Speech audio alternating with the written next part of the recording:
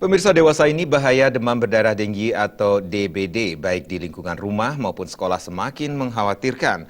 Untuk mengantisipasi penyebaran wabah DBD khususnya di sekolah, pihak sekolah beserta para siswa diwajibkan selalu menjaga lingkungan sehingga terhindar dari berbagai wabah penyakit tidak hanya DBD. Kepala SMP PGRI 2 Denpasar, Dr. Gedewenten Arya sudah mengatakan, wabah demam berdarah kini sudah mulai merambah ke seluruh kabupaten kota yang ada di Bali, dan hal tersebut sangat mengkhawatirkan. Bahkan sudah menjadi hal yang membahayakan yang harus ditangani secara serius. Untuk di lingkungan sekolah khususnya, guna mengantisipasi terjadinya wabah DBD, pihak sekolah beserta seluruh siswa dihimbau dan diwajibkan untuk selalu menjaga kebersihan lingkungan, baik di sekolah itu sendiri maupun di lingkungan rumah masing-masing.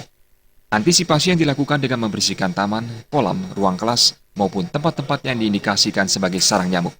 Menangani semua itu, pertama dari pemerintah memang sudah menyiapkan namanya Jumantik, juru pantau jentik nyamuk.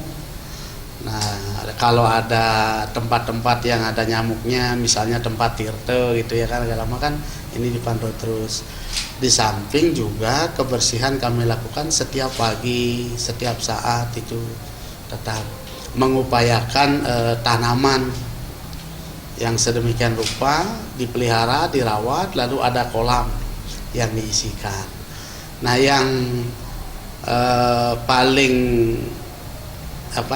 yang paling kami kerjakan di sini, katakanlah yang paling signifikan adalah membentuk namanya Satgas. Satgas kebersihan ini personilnya adalah pengurus harian OSIS ditambah perwakilan-perwakilan kelas. Melalui pencegahan yang dilakukan secara berkesinambungan, diharapkan lingkungan sekolah terbebas dari segala wabah penyakit yang dapat membahayakan dan merugikan warga sekolah. Darta dan Krisna Nanta